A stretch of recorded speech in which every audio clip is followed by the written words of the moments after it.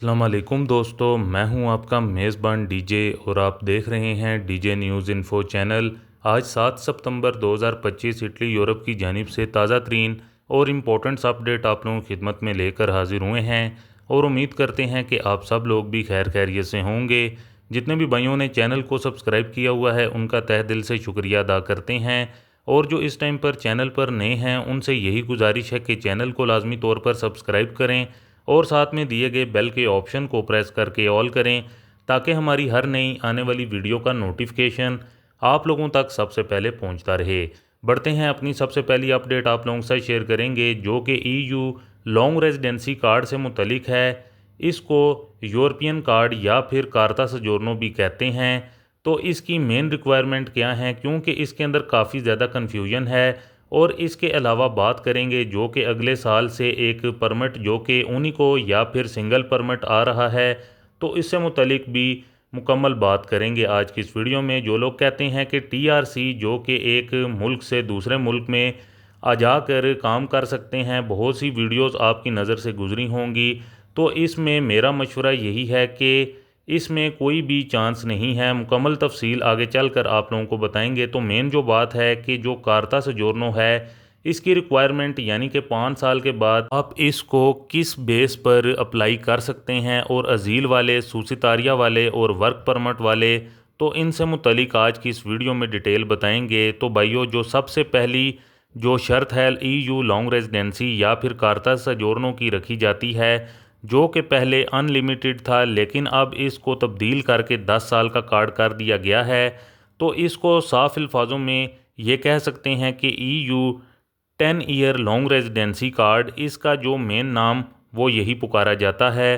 तो इसको हासिल करने के लिए सबसे पहले तो आप लोगों ने इटली के अंदर 5 साल लीगली गुजारने हैं।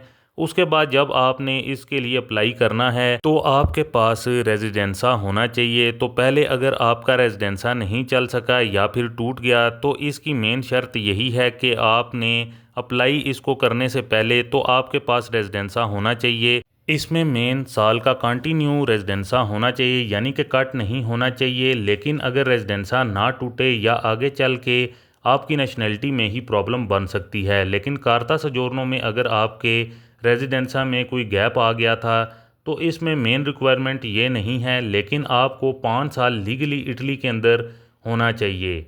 इसमें कुछ कस्तूरे अपने रूल बता सकते हैं, लेकिन जो मेन रूल है वो यही रूल है। इसके अलावा आपके पास एक प्रॉपर काम का कॉन्ट्रैक्ट होना चाहिए, यानी कि ये नहीं कि 3 माह या फिर 6 माह का, कम से कम आपके पास 2 से 3 साल का तो होना चाहिए। क्योंकि जब आप लोग इसके लिए अप्लाई करते हैं तो कुछ डॉक्यूमेंट जो मालकान के हैं उसके भी साथ में लगते हैं।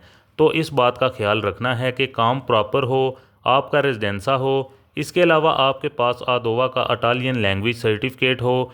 तो इसमें जब भी आप लोग आदोवा का टेस्ट देना है आप लोगों ने, तो उनको यही कहना है कि मुझे ये आदोवा का टेस्ट देना है जो कि कार्ता सजोरनो के लिए काम आए।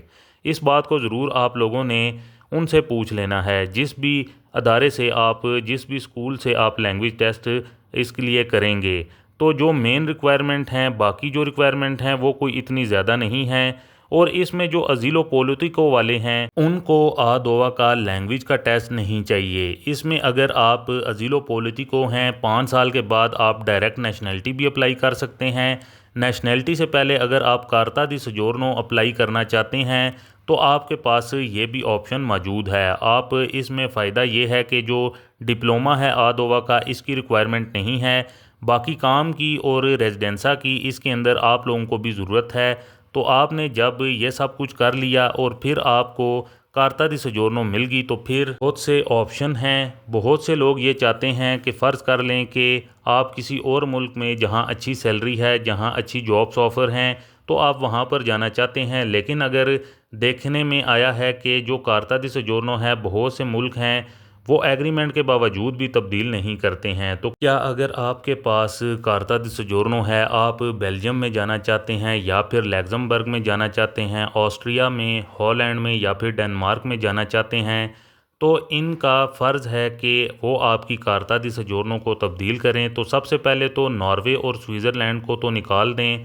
वो इस EU लॉन्ग रेजिडेंसी के खाते में नहीं आते हैं क्योंकि वो EU के मेंबर नहीं हैं। और फिर आ जाता है डेनमार्क और आयरलैंड, तो ये दोनों मुल्क भी इस एग्रीमेंट में शामिल नहीं हैं। इसके अलावा अब बात कर लेते हैं लग्जमबर्ग की और बेल्जियम की, फ्रांस की और हॉलैंड की या फिर ऑस्ट्रिया की।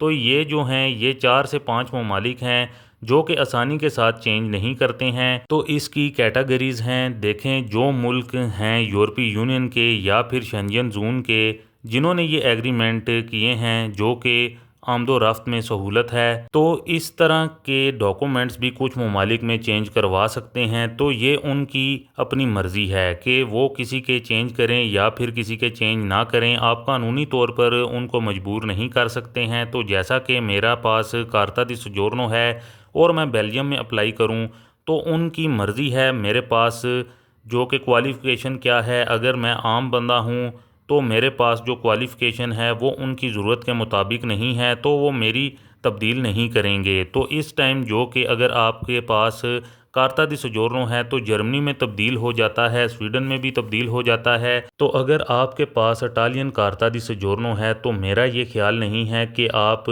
इसको पुर्तगाल में, स्पेन में, लैतीनिया में या लिथुआनिया में तब्दील करेंगे या फिर पोलैंड में या फिर बुल्गारिया में, क्योंकि इनकी जो इकनॉमिक है इटली से भी डाउन है। तो ज़्यादातर आप लोगों की यही ख्वाहिश होती है और कोशिश भी यही होती है कि इसको लग्जमबर्ग में, हॉलैंड में, डेनमार्क में, बेल्जियम या फिर ऑस्ट्रिया में ही तब्दील करवाएं। लेकिन इनको इस कैटेगरी में हर बंदे की ज़रूरत नहीं है।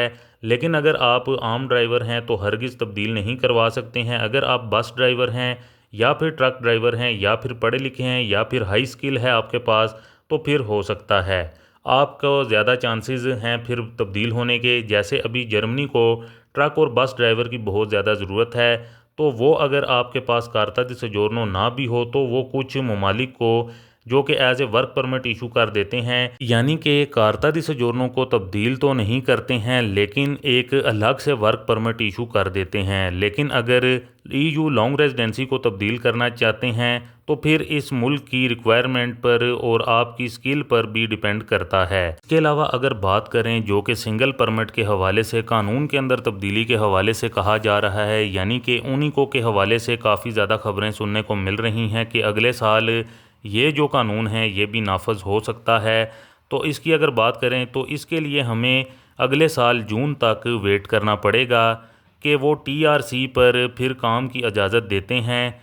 लेकिन जो मेरा पॉइंट है, अगर आप 5 साल जिस मुल्क में गुजारते हैं वहाँ की लैंग्वेज सीख लेते हैं, वहाँ पर एडजस्ट हो जाते हैं, तो दूसरे ममालिक अगर EU वाले ही यानी कि EU लॉन्ग रेजिडेंसी ही तब्दील नहीं करते तो TRC वालों को तो प्रॉपर सेटअप ही नहीं है, तो इसको कैसे दूसरे ममालिक एक्सेप्ट करेंगे। तो ये हो सकता है कि ये जो कैटेगरी है नई आनी है ये फिर हाई स्किल वालों के लिए कैटेगरी बनाई जाएगी, यानी कि जिनकी हाई क्वालिफ़िकेशन होगी या हाई स्किल होगी तो वही इसके अंदर अप्लाई कर सकेंगे, यानी कि साफ अल्फाजों में हाई स्किल वालों के लिए कैटेगरी बनाई जाएगी। तो दोस्तों ये थी कुछ ताज़ा तरीन और इम्पोर्टेंट्स अपडेट आप लोगों की खिदमत में, जो कि आप लोगों के साथ शेयर करना काफ़ी ज़्यादा ज़रूरी था। उम्मीद करते हैं कि आपको हमारी आज की ये ताज़ा तरीन और इम्पोर्टेंट अपडेट पसंद आई होगी।